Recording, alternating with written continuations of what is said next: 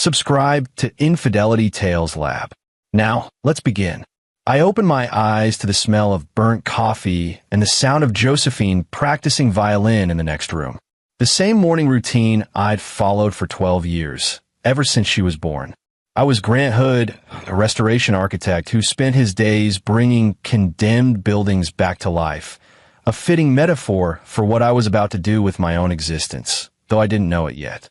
My wife, Erica, stood at the kitchen counter, her phone pressed against her ear as she whispered urgently in Spanish. She'd been doing that more often lately, these hushed conversations that ended the moment I entered her room. I'd attributed it to stress about my father Curtis's declining health. Stage 4 pancreatic cancer didn't leave much room for pleasant phone calls. "Morning," I said, kissing her cheek. She pulled away slightly, her smile not quite reaching her eyes. "Your father called. He wants us all at the house Friday night. Dinner with my family." My stomach tightened. Dinners with the Calderons were exercises in tolerance. Ricardo, my father-in-law, held court like some deposed monarch, his wife Phyllis nodding along to his pronouncements about my career choices, our modest home, my inability to provide Erica with the lifestyle she deserved. Their son Garrett usually arrived drunk, and their daughter Candace spent the entire evening on her phone, occasionally emerging to make passive-aggressive comments about how Josephine needed to lose weight. He specifically asked, I said, insisted, said it was important. Erica's eyes wouldn't meet mine. You know how he gets. I didn't know. Curtis Forbes had been a longshoreman for 40 years, a man who communicated in grunts and firm handshakes. His insistence on formal dinner conversation meant something significant was happening. Friday arrived with the weight of an anvil. I picked Curtis up from his hospice facility, shocked as always by how much smaller he seemed each visit.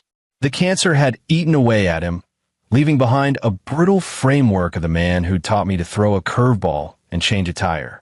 "You doing okay, Pop?" I asked as we drove toward the Calderon house in Newport Beach, their waterfront property a constant reminder of the wealth gap between our families. "I'm dying, Grant, but I've got something to say before I do."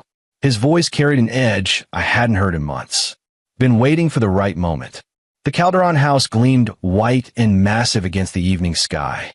Ricardo had made his fortune in commercial real estate, though the exact details of his business dealings had always remained vague. Garrett's red Porsche sat in the driveway, a gift from his parents for his 30th birthday, despite his 3 DUIs. Next to it sat a pristine boat trailer, empty. "They got a new boat," Curtis observed, his voice flat. Inside, Phyllis had set out an elaborate spread. Prime rib, roasted vegetables, expensive wine. She air-kissed my cheeks while assessing my off-the-rack sport coat with barely concealed disdain. "Grant, darling, still doing that building thing." She had a way of making my profession sound like a hobby. "Restoration architecture, yes." How quaint. She turned to Josephine, who just walked in carrying her violin case. "Sweetie, are you still doing that high school orchestra? Shouldn't you be thinking about your future? College applications are coming up." Josephine, my brilliant daughter who'd inherited my stubbornness and Erica's dark eyes, smiled politely. "I've been thinking about it a lot. Actually, Grandma Phyllis." Ricardo emerged from his study, scotch in hand. "Curtis, you're looking, well, you're here." "Grant." He shook my hand with the grip of a man, proving something. "Heard you landed that project downtown, turning a crack house into condos. Historic renovation of a 1920s apartment building." I corrected. "Same thing." He laughed, and Garrett joined in from the couch, already 3 drinks deep. We gathered around the dining table, the crystal and china reflecting the chandelier's light. Erica sat between her mother and sister Candace, who was showing them something on her phone, photos of what appeared to be a yacht. "That's the new boat," Ricardo announced proudly. 42-footer, Marina del Rey. "Cost a pretty penny, but we've earned it.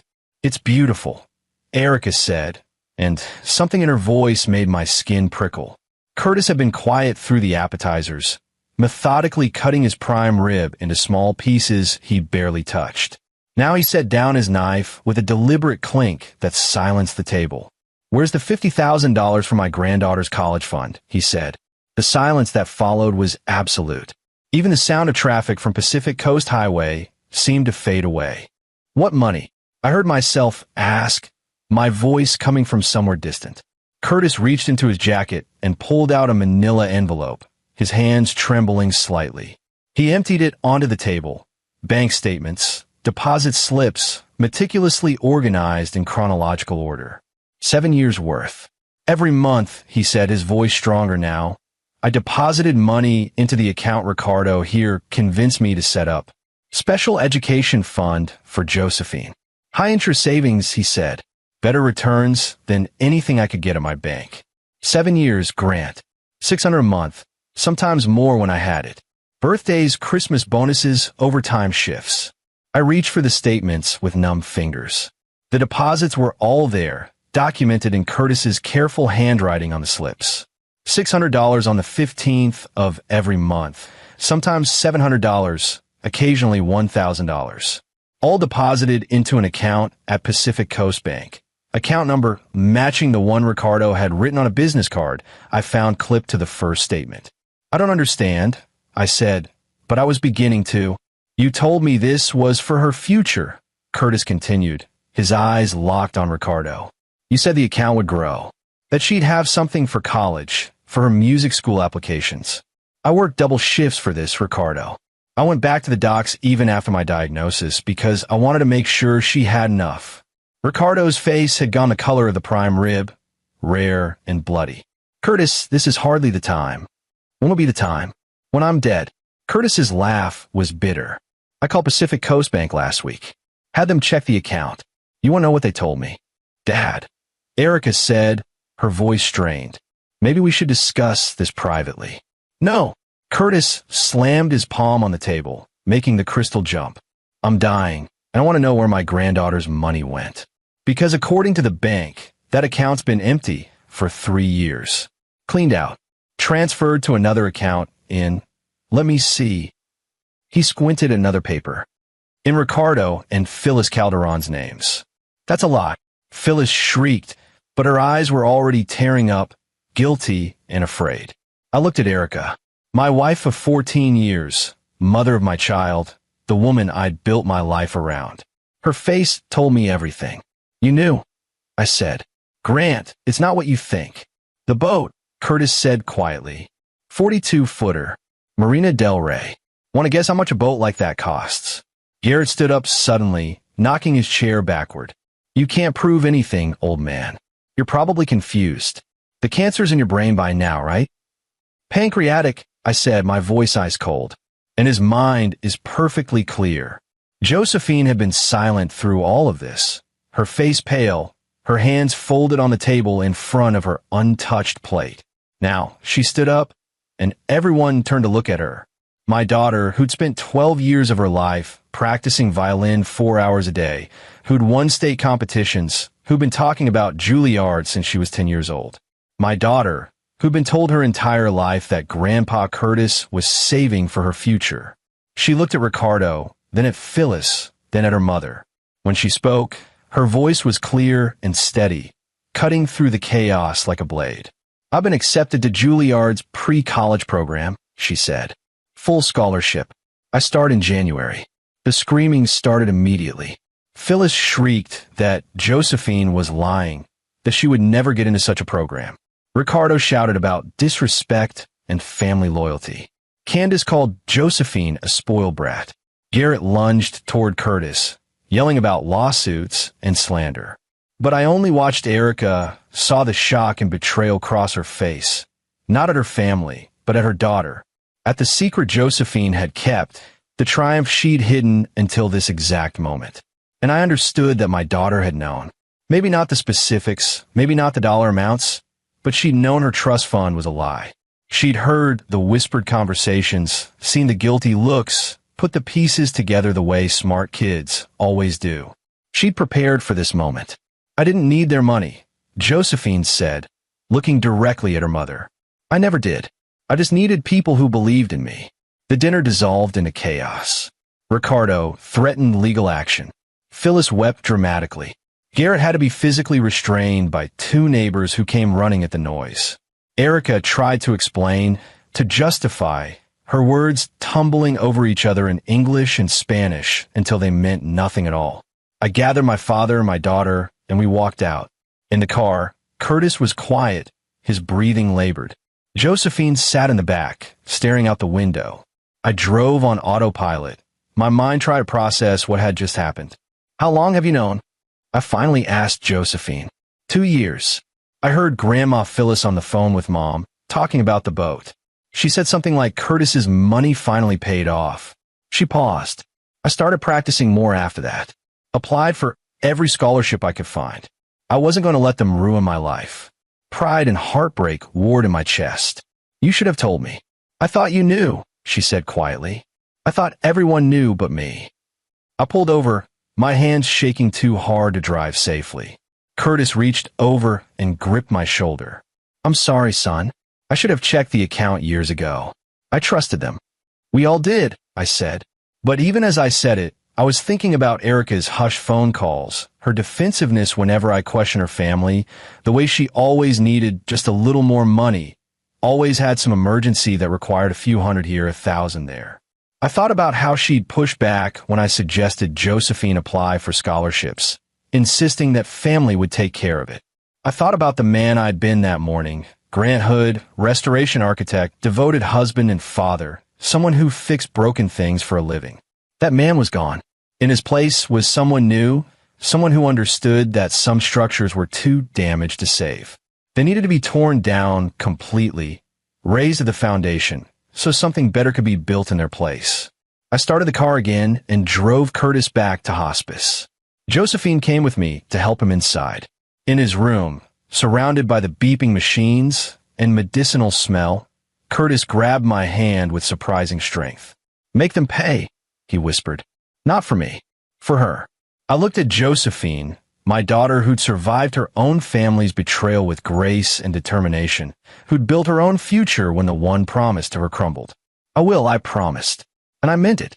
The next morning, I went to work as usual. The historic Biltmore Apartments downtown needed someone who understood the difference between restoration and renovation, someone who could see the bones of a building and imagine what it could become. I'd always been good at seeing potential in ruins. Now I needed to apply those skills to my own life. I called my lawyer first, an old college friend named Kerry Hunter who specialized in family law. I'd helped him renovate his office building 3 years ago, and we'd stayed close. Over coffee at a downtown cafe, I laid out the situation. Kerry listened without interrupting, making notes on a legal pad. When I finished, he sat back and whistled low. Okay, he said. First question, what do you want? Everything, I said. I want my daughter's money back. I want Erica held accountable. I want the Calderons to face consequences. The money's gone, Grant. Spent on a boat, probably other things. You might be able to force a sale of assets, but that's a long legal process. I'm not talking about legal consequences, I said quietly. Kerry studied me. Be careful. I'm ethically obligated to advise against anything illegal. Then don't advise, I said. Just listen. I spent the weekend in my office, avoiding the house, screening Erica's calls. She left voicemails that progressed from apologetic to angry to desperate. I deleted them all without listening to more than a few seconds. Josephine stayed with Curtis at hospice. She called Sunday night. Dad, Grandpa wants to talk to you. Curtis's voice was weaker than it had been Friday. Grant, I need to tell you something about Ricardo. About his business. What about it? He's not as clean as he looks. Back in the 80s, I worked a job unloading containers at the port. Ricardo was working for a development company then, before he started his own firm. There were things, shipments that came in late at night, paperwork that didn't match the cargo. I kept my mouth shut because that's what you did, but I remembered. You think he's dirty? I think everyone has secrets, son. The question is whether you're willing to dig for them. I was. Monday morning, I hired a private investigator, a woman named Francine Bliss who came recommended by Kerry. Francine was in her 50s, a former cop who'd left the force under circumstances she didn't elaborate on. She had the tired eyes of someone who'd seen humanity's worst and stopped being surprised by it. Real estate fraud is common, she said when I met her at her office in Long Beach, especially among guys who came up in the 80s. Lots of dirty money got laundered through property deals back then. If your father-in-law was connected to any of it, there'll be records. How long will it take? Depends on how careful he was. Give me 2 weeks, maybe 3. I didn't have 3 weeks. Curtis was fading fast, and I wanted him to see the beginning of this, at least. I wanted him to know that his sacrifice hadn't been in vain. I'll pay double for 1 week, I said. Francine smiled. Now you're speaking my language. I went home Tuesday night to pack some clothes. Erica was waiting in the living room, her eyes red from crying. We need to talk, she said. No, we don't. Grant, please. It's not what you think. My father, he said the investment wasn't performing well, that we needed to move the money to protect it. I thought he was helping by buying a boat. I didn't know about the boat until Friday. My mother must have. She stopped, hearing how it sounded. Okay, I knew something was wrong. But it's my family, Grant. You don't understand the pressure, the expectations. My father said we could pay Curtis back, that we'd make it right. When I interrupted, when were we going to make it right? After Curtis died? After Josephine gave up on college? When exactly? I was trying to protect you. You're always so rigid about money, about doing everything the right way. I thought I could fix it before you found out. By lying to me for 7 years. Her face crumpled. I love you. I love our daughter. This was supposed to help us. Help us? Or help them? I grabbed my suitcase. I'm staying at a hotel. My lawyer will be in touch. You can't leave me, she said, panic rising in her voice. We have a daughter. We have a life together. We had a life, I said. You sold it for a boat. I walked out, got in my car, and drove to the extended stay near my office. It smelled like disinfectant and sad business trips, but it was honest. It didn't pretend to be something it wasn't. Carrie called Wednesday morning. Erica's attorney reached out. She wants to mediate. No. Grant, listen. Mediation could. I said no. File for divorce. Full custody of Josephine. I want the house, and I want documentation of every financial transaction Erica's made with her family in the last decade. That's aggressive. They stole from a dying man. From his granddaughter. Aggression seems appropriate. Carrie sighed. I'll file the papers. But Grant, be smart about this. Don't do anything you can't take back. Too late for that, I thought. Francine called Thursday afternoon. You were right about your father-in-law, she said. Ricardo Calderon has been very creative with his accounting. I found 3 properties purchased in the late 90s with cash. Unusual for someone who claims to have built his wealth through conventional mortgages. The properties were sold within 2 years for significant profits, but the capital gains taxes don't match the reported income. Tax evasion? Probably. Also found some interesting shell companies. Pacific Holdings, Calderon Ventures, Newport Development Group, all registered to addresses that don't exist or lead back to mail forwarding services. Classic laundering setup. Can you prove it? I can document it. Proving it's someone else's job, like the IRS or the FBI. Send me everything you have. Friday afternoon, exactly 1 week after the disastrous dinner, I drove to Marina del Rey. The Calderon's boat sat in its slip, gleaming white and beautiful, named Phyllis's Dream in elegant script. I took photos from every angle, documented the slip number and registration. Then I called the IRS tip line. I'd like to report suspected tax fraud, I said, and gave them Ricardo Calderon's name, business addresses, and everything Francine had found. I mentioned the boat, the properties, the shell companies. I mentioned that I was willing to provide documentation and testimony. The agent on the other end sounded bored until I mentioned the dollar amounts. Then she perked up. We'll need you to submit a formal report, she said. Form 3949A. You can file it online. I'll have it to you by Monday, I said. I hung up and sat in my car, looking at Phyllis's Dream bobbing gently in its slip. $50,000 of my father's money, transformed into fiberglass and mahogany. Not for long. Curtis died the following Tuesday. He went peacefully, Josephine holding one hand and me holding the other. His last words were, "Make sure she knows I'm proud of her." The funeral was small. A few of Curtis's old friends from the docks, some of my colleagues, Carrie and his wife. Josephine played a violin piece, Bach's Chaconne, impossibly difficult and heartbreakingly beautiful. There wasn't a dry eye in the chapel. Erica showed up with her family. I'd expected her, but seeing Ricardo and Phyllis in their expensive black clothes, dabbing at dry eyes with handkerchiefs, made my blood boil. Garrett didn't bother with the pretense of grief, checking his phone throughout the service.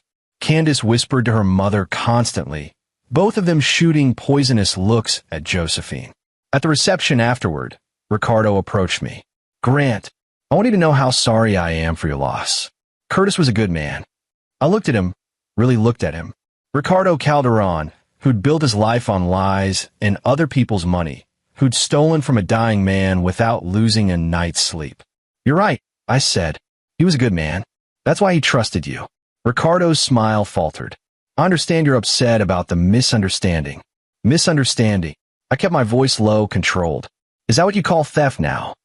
"Now see here." He puffed up, ready to bluster. "No, you see here." I stepped closer. "I know about Pacific Holdings. I know about the properties in Newport and Costa Mesa. I know about the tax returns that don't match your actual income. I know everything, Ricardo." His face went pale. "I don't know what you're talking about." "You will." I smiled. Soon, I walked away, leaving him standing there like a deflating balloon. Phyllis cornered Josephine near the dessert table. I was too far away to hear what she said, but I saw my daughter's face go tight with anger. I started toward them, but Josephine held up a hand, stopping me. "Grandma," she said, loud enough for nearby guests to hear, "if you're going to cry at Grandpa Curtis's funeral, at least make the tears real. He deserved that much." Phyllis gasped like she'd been slapped. Candace rushed over, ready to defend her mother, but Josephine had already turned away. That night, Josephine and I sat in Curtis's empty house, surrounded by a lifetime of accumulated possessions. The hospice had sent his things in boxes, clothes, books, the photo albums he'd kept of her childhood. "I found this," Josephine said, handing me an envelope. It was in his nightstand. Inside was a letter written in Curtis's shaky handwriting. "Grant, if you're reading this, I'm gone. Don't waste time being sad. I had a good run, and I got to see my granddaughter grow into someone special. That's more than most men get. The money doesn't matter. Josephine will succeed because she's brilliant and determined, not because of some bank account. But the principle matters. These people need to learn they can't steal from others without consequences. You're a builder, son. You fix things. But some things can't be fixed. Some things need to be torn down. Don't be afraid to do what's necessary. And don't be afraid to be happy after. Love, Curtis." I read it twice, then handed it to Josephine. She read it silently, tears streaming down her face. "He wanted you to be happy," she said. "I will be," I promised. After. The next morning, I received an email from an IRS agent named Mohammed Bowen. They were opening an investigation into Ricardo Calderon's business dealings. They'd need to interview me, examine the documentation I'd provided, possibly depose other witnesses. "This could take months," Agent Bowen said when we spoke on the phone. "Tax cases are complex."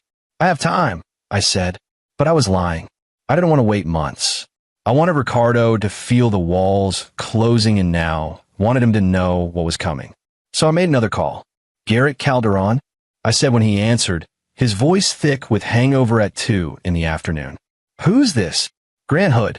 We need to talk about your father." "Fuck off." He started to hang up. "I know about the DUIs," I said quickly. "The third one that got buried. The one from last year that should have put you in prison." Silence. "How do you?" "My investigator is very good. Want to know what else she found? The hit and run in Laguna Beach. The one where you totaled someone's car and your father paid them off to keep quiet. You can't prove any of that." "Actually, I can." Francine tracked down the victim, got their story on record. She also found the mechanic who repaired your Porsche, the one who noticed the paint transfer and kept photos because he thought it looked suspicious. More silence. "What do you want?" Garrett finally asked. "Information. About your father's business. About where the money really comes from." "He'll kill me." "The IRS will kill him," I said. "Better to be on the right side of this when it happens. Meet me tomorrow." "Come alone." He hung up without agreeing, but I knew he'd show. Bullies always folded when someone called their bluff. I was right. Garrett met me at a coffee shop in Huntington Beach the next day, looking like he'd aged 5 years overnight. He ordered 3 espressos and drank them like medicine.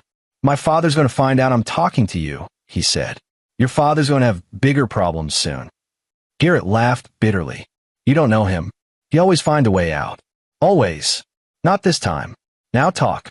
Where does the money come from? What Garrett told me over the next hour painted a picture of systematic fraud stretching back decades.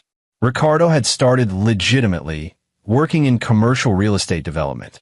But in the late 80s, when money was easy and oversight was lax, he'd made connections with people who needed to move cash quietly. Drug money. Mostly, though Garrett didn't know all the details.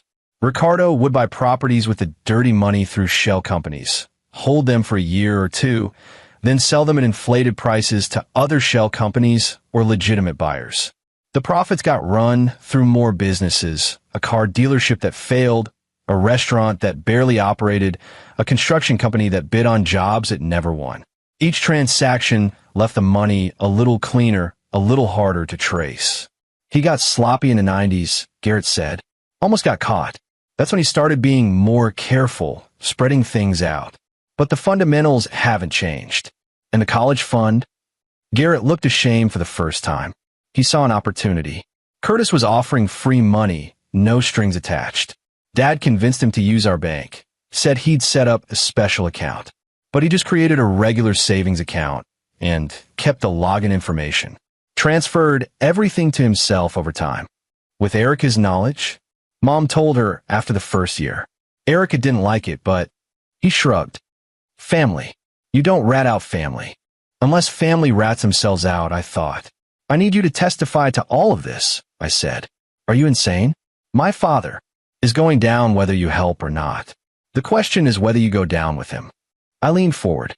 Francine found 6 different criminal acts you've committed in the last 3 years alone. Help me, and that information stays buried. Refuse, and it ends up on the desk of every prosecutor in Orange County. Garrett's hands were shaking. You're blackmailing me. I'm offering you a deal. Take it or don't. He took it. Of course he did. Over the next week, I assembled my case like I would a building restoration, carefully, methodically, making sure every piece fit perfectly. Francine provided documentation. Garrett provided testimony and insider knowledge. I provided the narrative that tied it all together. The IRS moved slower than I wanted, but they moved. Ricardo received his first official audit notice 2 weeks after Curtis's funeral. I heard about it from Candace of all people, who called me screaming about how I destroyed her family. Good, I said and hung up. Erica tried to act as intermediary, begging me to drop whatever I was doing. We met for coffee at her insistence, a public place where she thought I wouldn't make a scene. You're tearing my family apart, she said. I didn't steal $50,000. I didn't lie for 7 years. I didn't betray the man who worked himself to death to provide for his granddaughter. I sipped my coffee. Your family tore itself apart. I'm just making sure everyone sees the damage. Josephine needs her mother. Josephine has her mother. The question is whether her mother is worth having. Erica's face hardened. You've changed. You're cruel now. No, I said. I'm just done being the person everyone thought they could use. I stood to leave. Erica grabbed my wrist. I loved you, she said. I still love you. I looked at her hand on my wrist, at the diamond ring I'd saved for 6 months to buy, at the wedding band that matched mine. I loved you too, I said. But love isn't enough when there's no trust left. I pulled free and walked away. The IRS investigation snowballed. Once agents started pulling threads, the whole fabric unraveled. Ricardo's shell companies, his off-book transactions, his unreported income. It all came tumbling out. The audit became a criminal investigation. The criminal investigation brought in the FBI. 3 months after Curtis's death, federal agents raided Ricardo's office and his home. They seized documents, computers, financial records. They froze his bank accounts. They impounded Phyllis's dream and put a lien on the Newport Beach house. I watched it on the news with Josephine, who'd moved in with me at the extended stay until the divorce was finalized and I could buy us a new house. She was practicing for her Juilliard audition, her violin filling the small room with beauty. Dad, she said during a break, do you ever feel bad about what's happening to them? I thought about it honestly. No. Do you? I did at first. Grandma Phyllis is probably going to lose her house. Aunt Candace has been crying on Instagram for weeks. She paused. But then I think about Grandpa Curtis working extra shifts when he was already sick, thinking he was building something for me. And I think about how they spent his money on a boat they used maybe 5 times. That's the difference between them and us, I said. We feel bad. They never did. The divorce proceedings were ugly. Erica fought for half of everything despite having contributed to the destruction of our finances through her family's fraud. Her lawyer argued that she'd been manipulated by Ricardo, that she was a victim too. Carrie demolished that argument with phone records showing Erica had discussed the account transfers with her mother dozens of times over the years, with bank statements proving she'd personally received gifts from her parents totaling nearly $20,000, money that almost certainly came from Curtis's fund. The judge was not sympathetic. I got the house, primary custody of Josephine, and a divorce decree that made sure Erica wouldn't see a penny of Curtis's estate, which wasn't much, but it was the principle that mattered. Ricardo's trial was set for the fall. Garrett had agreed to testify against his father in exchange for immunity. The family fractured along predictable lines. Phyllis stood by Ricardo, insisting he was being framed. Candace blamed everyone but her parents.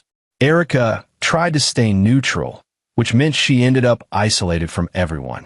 I threw myself into work, taking on bigger projects, using Curtis's life insurance money to buy into a partnership at my firm.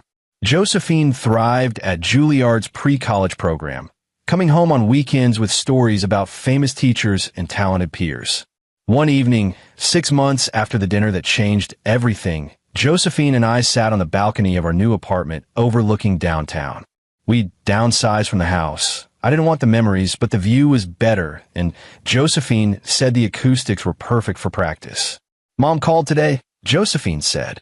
She wants to meet for lunch. Do you want to? I don't know. She's my mom, but... She trailed off. She made her choices. You don't owe her forgiveness, I said. But you don't owe her hatred either. Whatever you feel is valid. What do you feel? I considered. Sad, angry, relieved, all of it at once. Do you think you'll ever trust anyone again? The question hit harder than I expected. I trust you. That's not what I mean. I knew what she meant. Would I ever fall in love again? Ever open myself up to that kind of vulnerability? The honest answer was I didn't know. Maybe, I said. Someday. When I'm ready. Good, Josephine said. Grandpa Curtis would want you to be happy. She was right. Curtis had written as much in his letter. Don't be afraid to be happy after. I was working on it. Ricardo's trial lasted 3 weeks. I attended every day, sitting in the gallery with Josephine, watching the prosecution systematically destroy the image Ricardo had built over decades.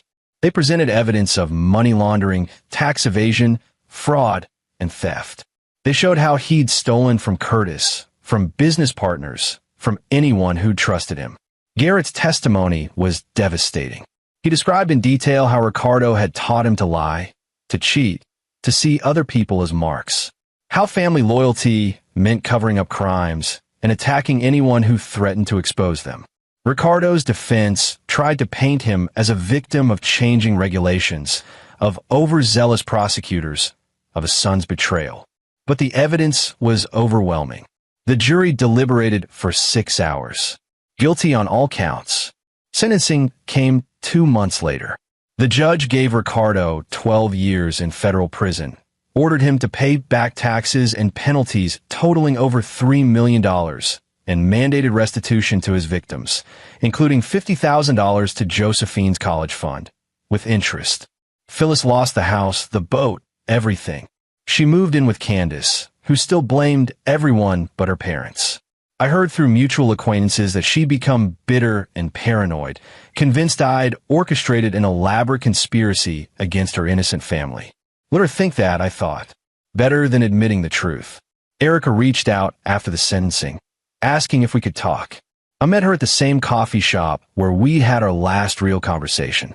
She looked older, tired. Her hair was pulled back severely, and she wore no makeup. Thank you, she said. I blinked. For what? For not dragging me down with them. Your lawyer could have pushed for criminal charges against me, but you didn't. I didn't do it for you. I did it for Josephine. She doesn't need both parents in prison. Erica nodded. I know. I wanted you to know I'm sorry. I'm in therapy. I'm trying to understand how I let it happen, how I chose them over you and her. Good luck with that, I said, not unkindly. It takes courage to look at yourself honestly. Are we? She hesitated. Can we ever be friends? No, I said, but we can be civil. For Josephine. That's more than I deserve. Yes, I agreed. It is. We finished our coffee in silence. When we parted, she tried to hug me, but I stepped back. Some boundaries, once crossed, couldn't be uncrossed. Life continued. Josephine graduated from her pre-college program with honors and accepted a full scholarship to Juilliard for her undergraduate degree. Curtis's restitution money, along with what I'd saved, was enough to cover her living expenses in New York. The firm made me a full partner. I hired an associate fresh out of architecture school, a bright kid named Phil Baird who reminded me of myself at that age, idealistic, talented, eager to restore the broken. Why restoration? Phil asked me one day as we toured a condemned Victorian in Pasadena, why not just tear it down and build new? I thought about Curtis's letter, about things that needed to be torn down versus things that needed to be saved. Because some things are worth saving, I said. You just have to know the difference. 2 years after the trial, I met someone, Anna Rivers, a structural engineer who consulted on one of my projects. She was smart, funny, brutally honest. She knew about my past. Everyone in the industry did by then, and she didn't care. We've all got damage, she said on our third date. The question is what you do with it. And what do you do with yours? I asked. I build around it. Reinforce the weak spots.